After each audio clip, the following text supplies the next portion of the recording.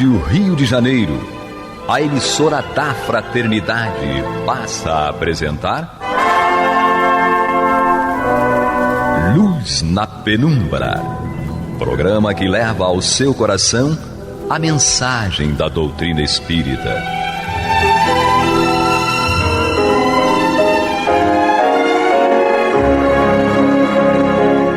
E agora com vocês, Aloísio Guigino e Eduardo Araújo, para o estudo da obra O que é o Espiritismo, de Allan Kardec.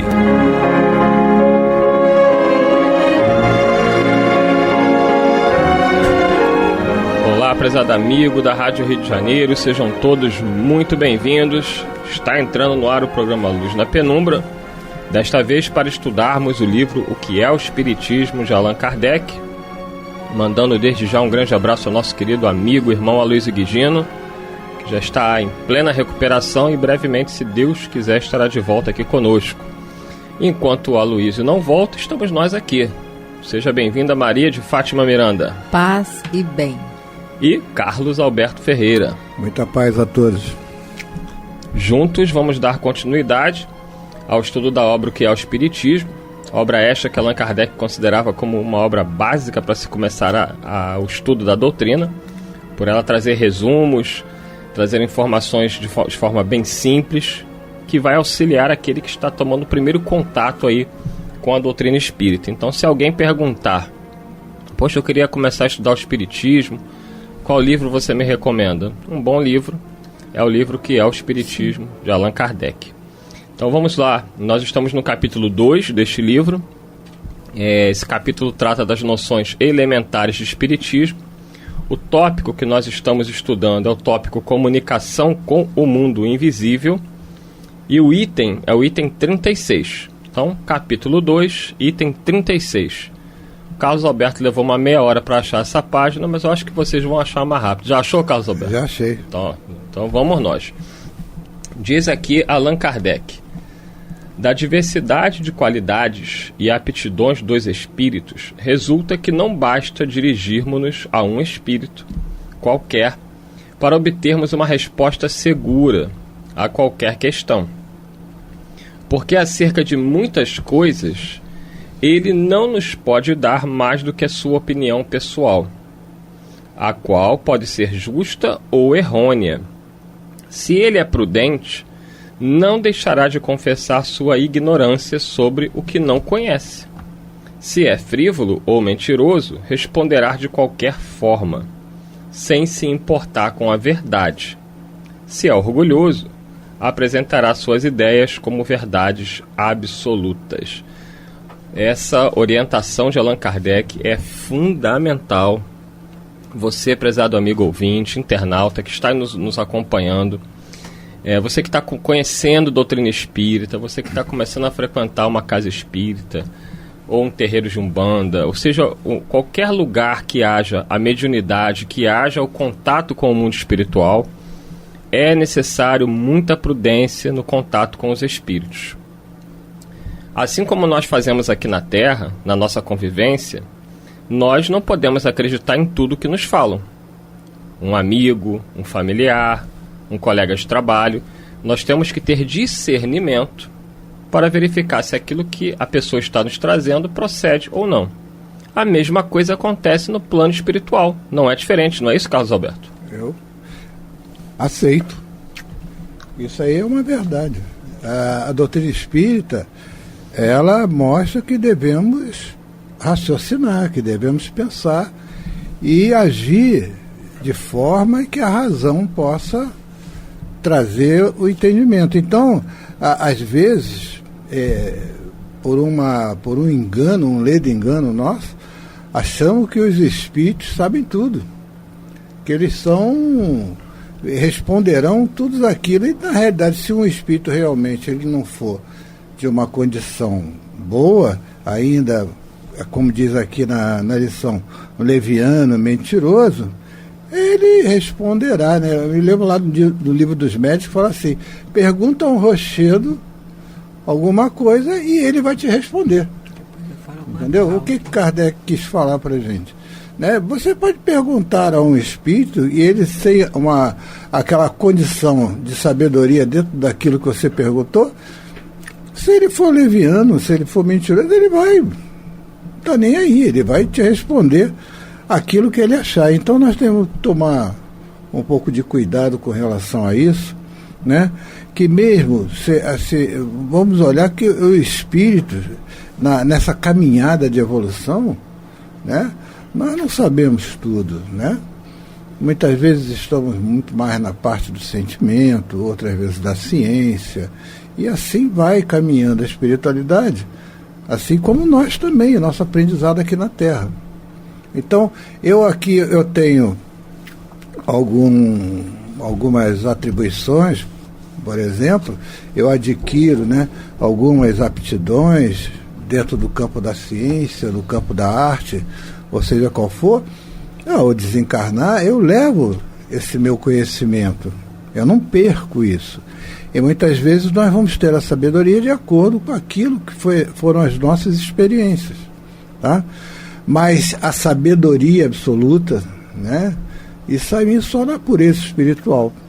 Então, que nós tenhamos nós possamos utilizar a nossa razão nessa questão de realmente nós sabermos discernir diante das respostas que nós estamos tendo dos espíritos. Então vamos pensar, vamos ver se aquilo está dentro do propósito, as contradições que muitas vezes os espíritos eles caem em certas contradições. Então as mensagens que nós recebemos precisam de passar pelo crivo da razão.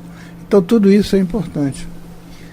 E aí, Maria de Fátima Miranda, muita gente acredita que porque é espírito sabe tudo. Não é bem assim, não é? Na realidade é até compreensível, porque é imaturidade, não é? Olha assim, uma criança acha que o pai dele sabe tudo. É verdade. Não é? Mas é uma criança. Meu filho já descobriu que eu não sei tudo. O garoto já está saindo dessa fase infantil. Ele faz questão de me dizer, papai, você não sabe fazer isso. Viu? Porque o que caracteriza determinado estágio da infância é a ingenuidade. Não é? E, na realidade, todos nós estamos em contínua evolução, permanente evolução, estamos sempre aprendendo. Quando o espírito ele se coloca dessa forma, ele está se abrindo para aprender junto conosco. Quando um pai amadurece, acredito que deve ser o seu caso agora, você está começando a aprender junto com o Heitor. Porque até para atender a solicitação da criança, o pai vai estudar mais, né? Às vezes nós refletimos aqui na rádio, tem programas sobre determinado tema, que nós chegamos ali e sai fácil. Por quê? É porque sabemos tudo? Não. É porque tem bons livros, onde bons espíritos orientam com profundidade. A nossa responsabilidade é nos esforçar para pesquisar, estudar, meditar. Essa é a nossa parte, porque não inventamos espiritismo, logo as respostas não nos pertencem, não é? Temos a responsabilidade na seleção. Porque se formos selecionar coisas que não têm pertinência nem ajuste com o objetivo, aí é a imaturidade nossa, não é? E se tratando das comunicações mediúnicas, lembramos do João Evangelista. Depois eu venho aqui, eu ia falar, não criais em todos os espíritos. Vede primeiro se os espíritos são de Deus. Olha, Jesus, a nosso nível, ele é um espírito puro, é o nosso guia modelo, é um engenheiro sideral. Jesus, quando nós vamos ver Kardec falando dos espíritos puros, tem superioridade intelectual e moral absoluta em relação aos espíritos das outras classes, que são os que estão abaixo dele. Mas acima de Jesus tem gente. Olha, emocionalmente ele já é um com o Pai, porque ele é um espírito puro, ele pratica a lei de amor, entendeu? Mas o próprio Jesus diz assim, o Pai trabalha até hoje, eu trabalho também. Como é que Deus trabalha? Pegando picareta, abrindo estrada? Não, é criando. Então, se Deus não para de criar, Jesus não para de aprender. Agora, a base moral para lidar com a emoção de qualquer espírito, essa é top. Não tem um espírito mais puro que outro moralmente, mas intelectualizado tem. Porque tem aquele que dirige, ele faz parte de uma comunidade que dirige o nosso sistema solar. Mas o nosso sistema solar é um dentre centenas de milhões de sistemas dentro da nossa galáxia. Então, existe aquela comunidade de espíritos tão puros moralmente quanto Jesus, mas que tem mais intelectualidade porque dirigem uma galáxia. Olha só, então é ascensional e nunca paramos de aprender, e Jesus nunca vai parar de aprender, porque o Pai trabalha até hoje e ele vai ter sempre algo a aprender com o Pai. É bem interessante. Falou uma coisa bem interessante. Uma vez eu vi uma reportagem de uma mãe que, para poder ajudar a filha no aprendizado da escola, a mãe foi estudar. Entendeu? Achei aquilo tão bonito, que o esforço da mãe para poder ajudar a filha. Então é isso mesmo, para que a gente possa aprender, nós temos que fazer um esforço dentro do aprendizado, e isso é importante para nós. E a gente às vezes achava que pelo simples fato de ser um espírito desencarnado já virou santo, né? Tinha essa ideia, né? Morreu, vira santo, e quando na realidade nós sabemos que não é assim que as coisas funcionam, né? Na realidade nós somos o que realmente nós somos, entendeu? E só levamos aqui para a espiritualidade as nossas experiências, as nossas aquisições. São os valores que o ladrão não rouba, a ferrugem e a traça não destrói. Isso aí. E dentro desses valores é a nossa sabedoria ali naquele instante. Isso aí, ó, você que está chegando agora, você está ouvindo o programa Luz na Penumbra, com o estudo do livro O que é o Espiritismo, de Allan Kardec. Eu sou o Eduardo Araújo, estou aqui com a Maria de Fátima Miranda e o Carlos Alberto Ferreira. A Miranda comentava aí essa questão de Jesus, e às vezes isso gera uma certa confusão. Allan Kardec, no item 113 de O Livro dos Espíritos, ele vai falar sobre os espíritos puros. E ele vai dizer que é uma classe única, né? Por que ele coloca como uma classe única? Porque é difícil para nós falarmos sobre algo que desconhecemos. Como a Miranda falou, são espíritos puros, que já atingiram um grau de perfeição que nós não temos como compreender. E quando a Miranda diz que podem existir espíritos até de uma condição de conhecimento intelectual maior, é uma possibilidade até pela questão lógica, né? Mas as informações que nós temos sobre o próprio Cristo são muito escassas. Nós sabemos que ele é o governador do nosso planeta e que ele faz parte de uma comunidade de espíritos puros que dirigem a nossa galáxia. Dirige nosso sistema solar. Nosso sistema solar. Né? É isso que nos dá a compreender o seguinte, porque ele nos convida a raciocinar. Quem faz parte de uma diretoria que dirige uma empresa com 10 filiais, ele tem experiência X pertinente ao funcionamento de 10 filiais. Quem faz parte de uma diretoria que dirige 1000 filiais, ele vai ter uma diversidade de experiência e competência para gerir, né, essa empresa então de um porte mais extensivo. Você tem espíritos que vão dirigir planetas. Sim. E outro galáxias. Sistema solar, galáxias.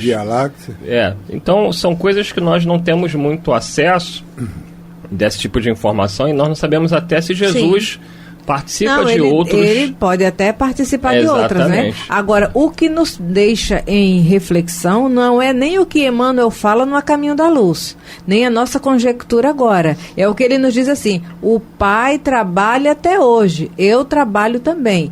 Pai trabalhar até hoje é que a extensão da criação divina, ela não para, não é? Então, as experiências do Cristo também são infinitas, porque ele não vai estagnar. O progresso continua sempre, não é? Então, Allan Kardec, no Livro dos Espíritos, ele prefere, até por falta de conhecimento para tal assunto, né? Porque falar de espíritos puros para nós é algo ainda muito distante da nossa realidade. Ele prefere colocar a primeira classe, que é de espíritos puros, como uma classe única. Né? Daí, essas reflexões da Miranda não estão contraditando com o que está aqui. Porque quando ele vai falar das outras ordens, da terceira ordem, da segunda ordem, existem várias classes compondo essas duas ordens. Quando se trata do espírito puro, é uma única classe. Né? Mas o detalhe da grandeza de Allan Kardec é quando ele, na condição de pedagogo, e não foi à toa que ele foi o escolhido, olha como é que ele vai falar das características gerais do espírito puro. Nenhuma influência da matéria. Olha só. Superioridade intelectual. e moral absoluta. Então, a intelectualidade é uma coisa e moral outra, porque se soma, olha só, superioridade intelectual e moral absoluta em relação aos espíritos das outras ordens. Então, isso significa que essa superioridade intelectual, ela nunca vai chegar ao top, porque senão seria Deus. Então, o espírito puro, ele vai ter experiência diversificada. Nós temos diretores de uma empresa que todos são extremamente competentes na cátedra, na parte de academia. Mas a versatilidade de um, o desempenho do outro, ainda que todos amem os funcionários, não é? Então, isso aí é por conta desse ser, inteligência suprema, causa primária de todas as coisas. Aquele que é superior intelectual vai estar sempre sendo superior intelectual a quem não conhece. E o próprio Jesus diz: vós sois deuses, podeis fazer o que eu faço e muito mais. Não dá para nós fazermos uma reflexão em cima de uma única frase, mas quando nós começamos a raciocinar o conjunto do Evangelho, ele vai nos mostrar essa escadinha de ideias, né? Aliás, essas continhas que nós podemos refletir. Mas, claro, uma coisa já é fato: não tem como nós falarmos da emoção de um espírito puro, porque nós não temos conexão com ele, não é? Mas a lógica de raciocínio diz que existe uma hierarquia entre os espíritos. Top de linha, a nível de intelectualidade, só Deus. É isso mesmo. Vamos dar continuidade aqui à nossa leitura, capítulo 2, para quem está chegando agora, do livro que é o Espiritismo, item 36, segundo parágrafo. Diz Kardec: é por isso que João, o evangelista, diz: não creiais em todos os espíritos, mas examinai se eles são de Deus. A experiência demonstra a sabedoria desse conselho, a imprudência e leviandade em aceitar sem exame tudo o que vem dos espíritos. É de necessidade que bem conheçamos o caráter daqueles que estão em relação conosco. Então, Kardec traz aí um reforço da ideia de que já na própria Bíblia, né, o conselho de João Evangelista, de que a gente não acreditasse em tudo que viessem dos espíritos, mas examinassem se eles são de Deus. Carlos Alberto. Inclusive, porque a gente precisa entender que essas dimensões, o plano espiritual, o plano material, elas se interligam, entendeu? Então nós, por exemplo, nós estamos em determinados lugares aonde os espíritos também estão ali, participando, habitando ali naquela condição ali. Então, nós estamos juntos, um plano e outro. Então, quem numa comunicação, até numa intuição que nós possamos ter, nós precisamos até analisar com razão essa intuição, esse pensamento que está chegando. Se é um pensamento bom, passar pelos crivos, né, da nossa razão, se aquilo é para o bem, né, se aquilo vai fazer mal a alguém, entendeu? Então há todo um processo em que nós temos que estar ligado com relação a raciocinar diante daquilo que está sendo trazido para nós. Então, essa é a experiência que ele traz. E por isso João diz assim: vê se os espíritos são de Deus. Analisa, vê o que está chegando para você através da espiritualidade, se realmente são os bons espíritos que estão trazendo. Quando nós analisamos o Evangelho, quando nós vamos vendo as mensagens dos espíritos, né? A gente vai vendo ali o espírito que tem uma sabedoria X, o espírito que tem uma sabedoria num outro campo, né? Então nós vamos vendo que até nas mensagens do Evangelho eles vão trazendo aonde está, né, o campo maior de sabedoria desse espírito, né? Nós vamos ver espíritos ligados mais à ciência, espíritos ligados mais à questão do sentimento, do amor, entendeu? E assim nós vamos vendo que são diferentes na condição de sabedoria. São espíritos de uma certa envergadura, espíritos superiores são, mas ainda não são espíritos puros, ainda não detêm toda a sabedoria, mas dentro daquele campo em que atuou muito, o Hahnemann, por exemplo, um exemplo, né? Então, nós vamos ver Lázaro, né, nessa questão do amor, né? Então, espíritos que dentro das suas experiências, Cáritas, por exemplo, também, dentro da questão da caridade, né? Dentro das suas experiências, da sua sabedoria nessas questões, eles trazem essas experiências para nós através dessas mensagens, tá? Mas sempre tendo eu me lembro que uma vez um companheiro espiritual, ele na casa espírita, ele falou que os espíritos, os bons espíritos, os trabalhadores dentro da seara, quando eles trazem, eles não ficam preocupados se nós vamos ver se realmente a mensagem que eles trouxeram é uma mensagem. Pelo contrário, para eles até é bom que a gente passe por esse crivo. É interessante saber se é o espírito tal que está dando aquela mensagem, se é ele mesmo que está falando. Então é bom que a gente faça uma avaliação da mensagem. Eles não ficam aborrecidos por causa disso, não. Entendeu? Muito pelo contrário, eles nos ensinam a agir dessa forma, né? Que isso é importante, para que a gente não fique cego, né? Cegos nesse contexto, de sair acreditando em tudo e achando que tudo é de ordem divina, e quando na realidade muitas vezes nós estamos sendo influenciados e não é uma boa influência, né? Então, tenhamos essa preocupação. É importante também a gente deixar claro que nem sempre um espírito, por não dar uma orientação correta, ele está mal intencionado, não é, Miranda? O espírito, ele pode, com a maior boa vontade, trazendo suas crenças, suas ideias, tentar nos ajudar, mas de uma forma talvez não adequada, mas isso não quer dizer que ele queira essencialmente o nosso mal. É por isso que uma análise vai exigir de nós uma atenção para o conjunto, não é?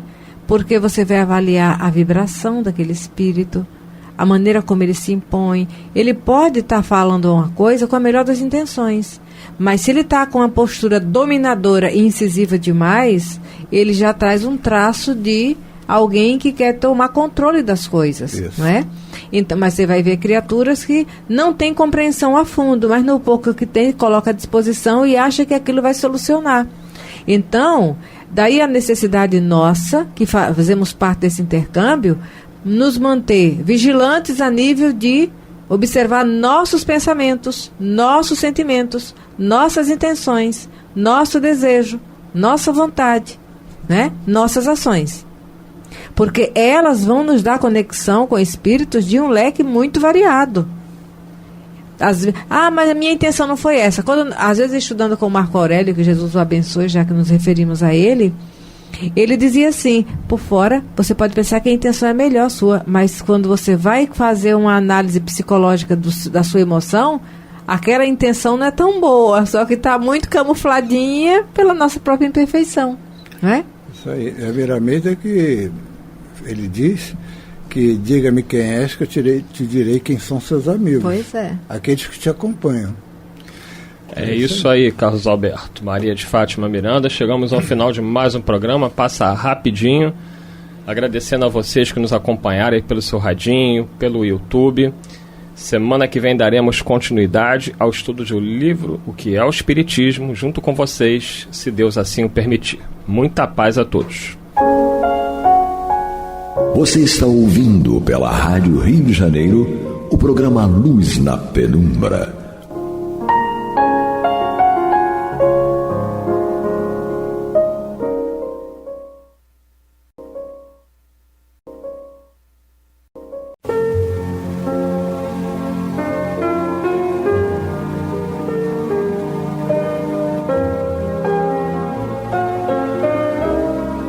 Rádio Rio de Janeiro está levando ao seu lar e ao seu coração a mensagem consoladora da doutrina espírita, através do programa Luz na Penumbra.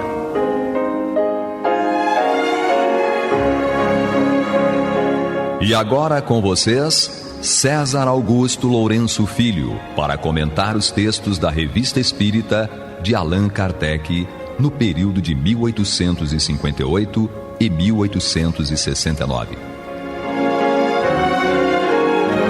Boa noite, queridos amigos. Esperamos que tenham tido uma semana de muita paz, de muita alegria. No programa anterior, nós iniciamos o estudo da matéria de título O Espiritismo é uma ciência positiva, que, na verdade, foi a transcrição da alocução de Kardec aos espíritas de Bruxelas e Antuérpia em 1864. É um discurso muito importante, um discurso de grande valia como orientação aos espíritos em qualquer época. Aqueles que assistiram o programa anterior verificaram que Kardec inicia chamando os companheiros de irmãos e ressalta a grande importância de os espíritos se sentirem em família, todos em comunhão de pensamentos e de sentimentos. E depois ele estendeu a coisa para não ficar só entre os espíritas. São palavras dele de que precisamos ter um sentimento fraterno que deve animar os verdadeiros espíritas para com todos os homens, sem distinção de opinião. E que, portanto, ele trazia com muita alegria para os espíritas da Bélgica a saudação fraterna da Sociedade Parisiense de Estudos Espíritas.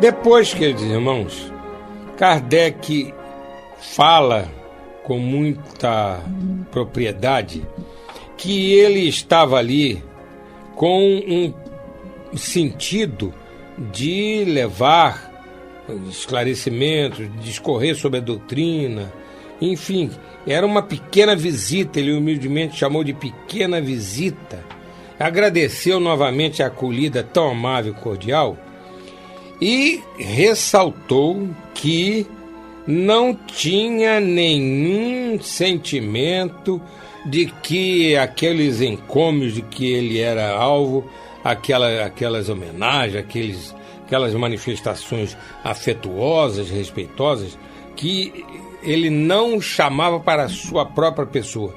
Ele considerava que tudo aquilo era devido à doutrina, era a doutrina que aquelas pessoas estavam obsequiando, era a doutrina que aquelas pessoas estavam homenageando, estavam exaltando, porque ele não considerava que o seu trabalho pudesse configurar que a doutrina fosse dele, Kardec. Pelo contrário, em tudo quanto é escrito de Kardec, ele sempre encontra um jeito de dizer que a doutrina não é dele, a doutrina é dos espíritos.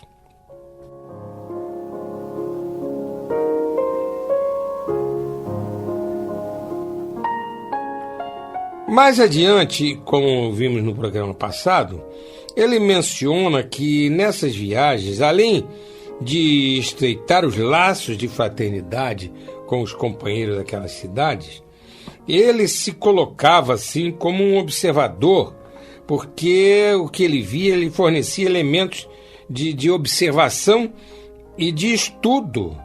Ele, com a sua acuidade e com o contato com as pessoas que estavam desenvolvendo o movimento espírita naquela cidade, ele via os fatos que estavam ocorrendo, analisava o relato desses fatos, sentia o progresso da ciência ali, recolhia materiais para a história do espiritismo, levava documentos autênticos sobre a evolução da ideia espírita, enfim, levava também informações sobre como os adversários estavam atacando a doutrina, para ele poder, então, pelas páginas da Revista Espírita, esclarecer, apresentar o contraditório e mostrar quais eram aqueles pontos nos quais os adversários estavam laborando em erro.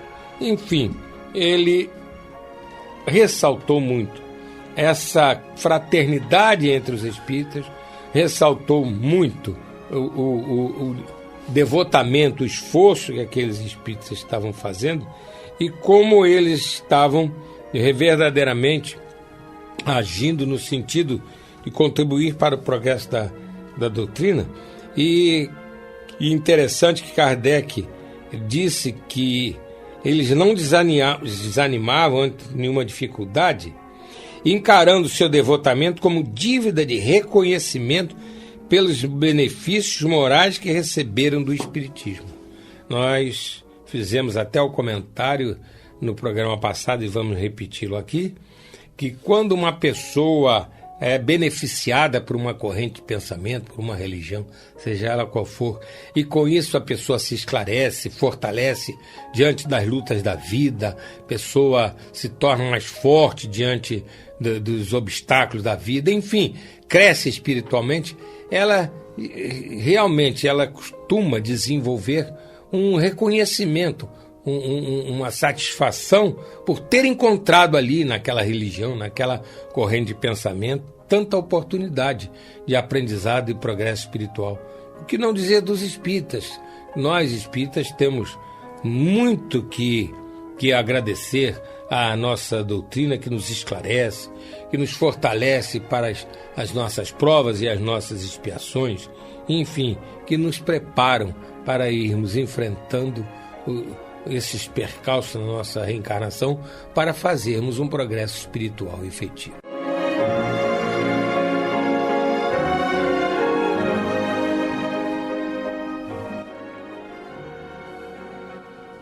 Vamos então dar seguimento ao estudo da matéria de título O Espiritismo é uma Ciência Positiva, inserida na Revista Espírita de novembro de 1864 por Kardec, e que consta justamente da transcrição de um discurso importantíssimo que ele fez aos espíritas de Bruxelas e Antuérpia em 1864. Vamos então prosseguir no estudo da matéria, continuando a leitura do texto e fazendo alguns comentários. Então ele havia falado sobre o devotamento dos espíritas, etc. E agora ele vai falar sobre alguma coisa que ele viu que não era assim tão boa. Vamos ao que ele escreve. Infelizmente, ao lado destes, quer dizer, dos espíritas devotados, sinceros, etc., por vezes se acham pessoas de má índole, os impacientes da causa, que, não calculando o alcance de suas palavras e de seus atos, podem comprometê-la, quer dizer, comprometer a doutrina, não é isso?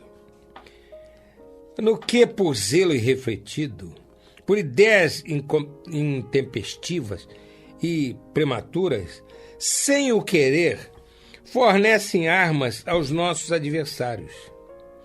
Depois vêm aqueles que, não considerando o espiritismo senão pela superfície, sem serem tocados no coração, por seu próprio exemplo, dão uma falsa ideia de seus resultados e de suas tendências morais. Eis aí, sem sombra de dúvida, o maior escolho, o maior obstáculo, com que se deparam os sinceros propagadores da doutrina, pois muitas vezes vem a obra que tão penosamente esboçaram, desfeita justamente por aqueles que os deveriam secundar. Está provado que o espiritismo é mais entravado pelos que o compreendem mal do que pelos que não o compreendem absolutamente, e mesmo pelos inimigos declarados. E é de notar que os que o compreendem mal geralmente têm a pretensão de o compreender melhor do que os outros. E não é raro ver neófitos que, ao cabo de alguns meses, pretendem dar lições àqueles que adquiriram experiências em estudos sérios. Tal pretensão, que denuncia o orgulho, é uma prova evidente da sua ignorância dos verdadeiros princípios da doutrina. Você está ouvindo pela Rádio Rio de Janeiro o programa Luz na Penumbra, com estudo da Revista Espírita, na apresentação de César Augusto Lourenço Filho. Muito importante esse texto, né, queridos irmãos? Olha que coisa interessante. Kardec, lá em Bruxelas e Antuérpia, onde encontrou uma porção de gente dedicada, sincera, humilde, servindo ao bem, dando bons exemplos, também encontrou aqueles que atrapalhavam muito, porque neófitos, isto é, pouco tempo que estavam estudando a doutrina, e já se achavam em condições de deitar sabedoria. São aqueles espíritos que, dentro de uma denominação técnica de doutrina espírita, seriam os pseudo-sábios. São aqueles que pensam que sabem, mas não sabem. E o que é pior, às vezes falam em nome da doutrina. Em nome da doutrina. Porque se falassem em seu nome próprio, se tivessem consciência, se tivessem até ética e dissessem, olha, a doutrina espírita ensina isso, mas eu não concordo, eu acho que é assim, assim, assim. Tudo bem, a pessoa está expendendo o seu ponto de vista, está demonstrando uma discordância com aquilo que está na doutrina. Isso até é saudável, é através dessa atitude que a criatura acaba descobrindo verdadeiramente os ensinamentos doutrinários e se coloca em condições de compreender. Mas Kardec aqui fala do malefício que é para a doutrina, para o movimento espírita, uma pessoa que pensa que sabe e começa a criar ao longo do movimento perturbações que causam mais malefícios, como Kardec falou aqui, causam mais malefícios que os próprios adversários do espiritismo. E aí nós nos lembramos de um ditado popular muito interessante: muito ajuda quem não atrapalha. Você está ouvindo pela Rádio Rio de Janeiro o programa Luz na Penumbra, com estudo da Revista Espírita, na apresentação de César Augusto Lourenço Filho. Vamos continuar no discurso de Kardec aos companheiros de Bruxelas e Antuérpia, na Bélgica, em 1864, discurso esse que foi transcrito na Revista Espírita de novembro de 1864, na matéria de título O Espiritismo é uma ciência positiva. Continua Kardec. Contudo, que os espíritas sinceros não desanimem. É o resultado do movimento de transição por que vivemos. As ideias novas não podem estabelecer-se de repente e sem obstáculos. Como lhes é preciso varrer as ideias antigas, forçosamente encontram adversários que as combatem e as repelem, sem falar nas criaturas, que as tomam em sentido contrário, que as exageram ou desejam acomodá-las a seus gostos e opiniões pessoais. Mas chega um momento em que as ideias contraditórias caem por si mesmas, uma vez conhecidos e compreendidos os verdadeiros princípios pela maioria. Já vedes o que sucedeu com todos os sistemas isolados surgidos na origem do Espiritismo.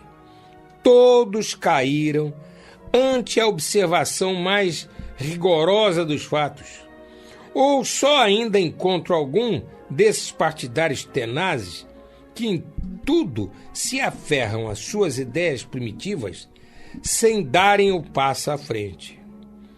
A unidade se fez na doutrina espírita com muito mais rapidez do que se esperava. É que os espíritos, em todos os pontos, vieram confirmar os princípios verdadeiros, de sorte que hoje, entre os adeptos do mundo inteiro, há uma opinião predominante que, se ainda não goza da unanimidade absoluta, é incontestavelmente a da imensa maioria. Donde se segue que aquele que quiser marchar na contramão desta opinião, encontrando pouco ou nenhum eco, condena-se ao isolamento. Aí está a experiência para o demonstrar.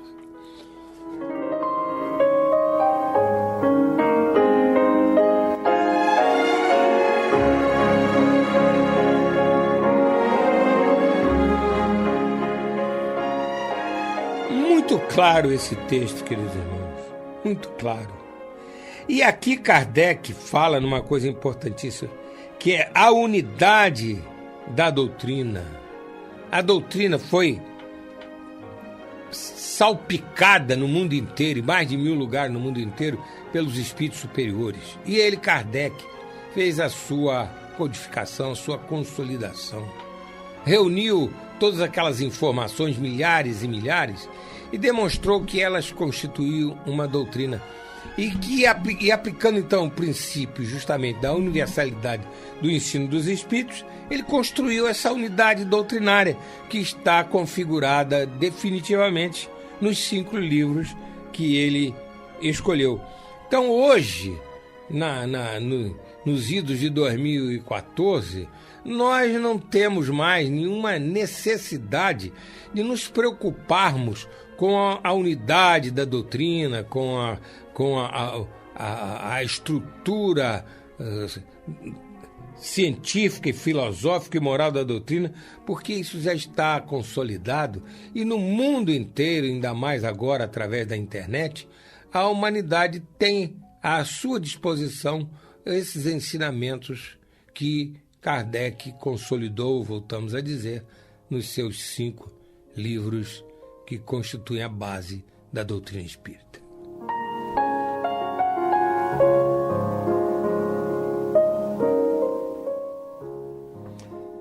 Mas vamos continuar com o discurso de Kardec aos espíritas de Bruxelas e Antuérpia, em 1864, transcrito na Revista Espírita de novembro de 1864, na matéria de título Espiritismo é uma ciência positiva.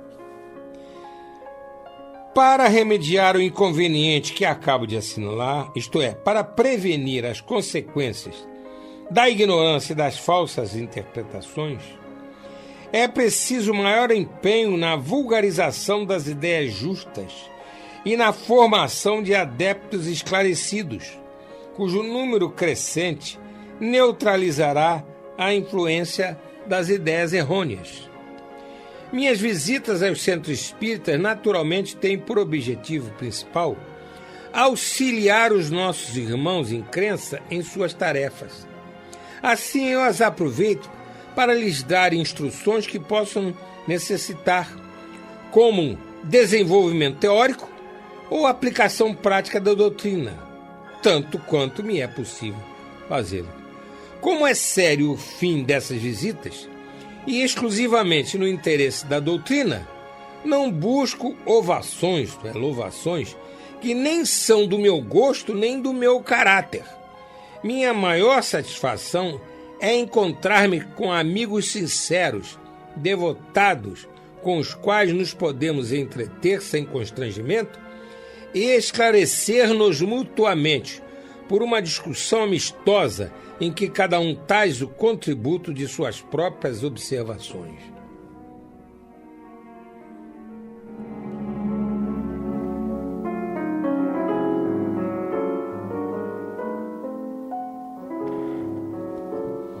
Querido, muito claro também esse texto, E nós vamos ressaltar a humildade de Kardec no último parágrafo. Vou repetir a leitura dele. Minha maior satisfação é encontrar-me com amigos sinceros, devotados, com os quais nos podemos entreter sem constrangimento e esclarecer-nos mutuamente.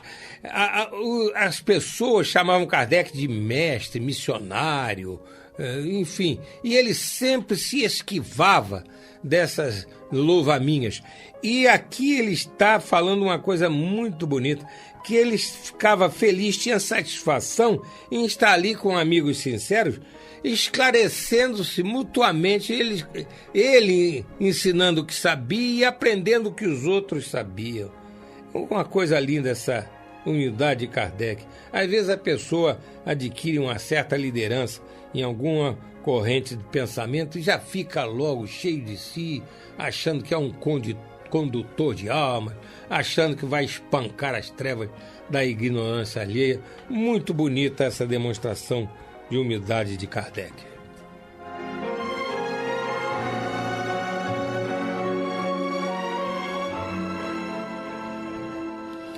O nosso tempo está se esgotando, queridos irmãos, e nós vamos ler, apenas ler, não vamos comentar, mais um trecho da Revista Espírita de novembro de 1864.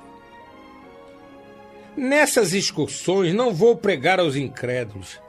Jamais convoco o público para catequizá-lo, pois não vou fazer propaganda. Só compareço a reuniões de adeptos nas quais meus conselhos são desejados e possam ser úteis. Eu os dou de bom grado aos que julgam deles necessitar. Abstenho de dá-los aos que se julgam bastante esclarecidos para os dispensar.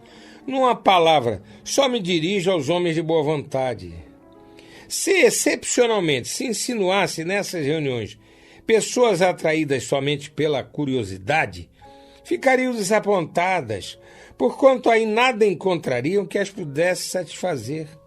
E caso estivessem animadas de sentimento hostil ou desabonador, o caráter eminentemente grave, sincero e moral da reunião e dos assuntos nela tratados tiraria qualquer pretexto plausível nas diversas reuniões às quais sou chamado para assistir, a fim de que não se equivoquem quanto às minhas intenções.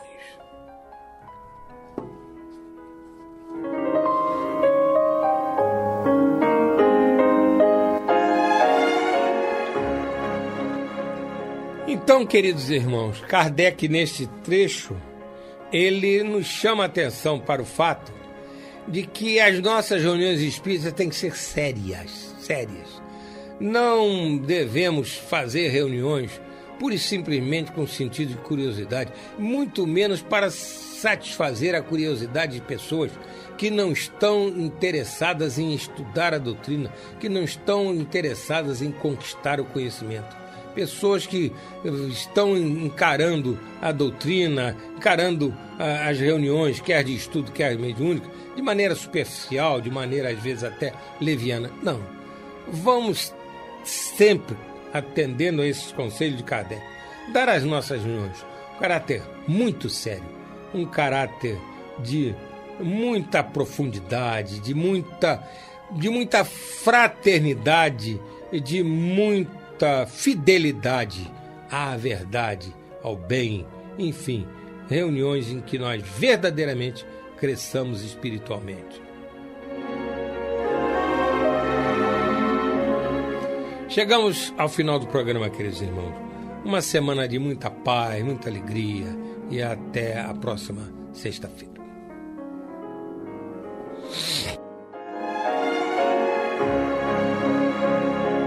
E vamos ouvir agora a prece de encerramento de nosso programa, na voz de Geraldo de Aquino. Jesus, dá-nos coragem para a luta, piedade para os insultos e misericórdia para as injustiças e ingratidões. Limpa nossa alma de inveja e ambições mesquinhas de ódio e de vingança o nosso caminho. E que dentro em pouco, ao recolher-nos de novo ao calor do nosso leito, para que o sono nos dê a paz e o esquecimento das tristezas humanas, possamos sentir, Senhor, no mais íntimo de nosso ser, a doçura indefinível do Teu amor e a grandeza incomparável da Tua divina presença. Que assim seja.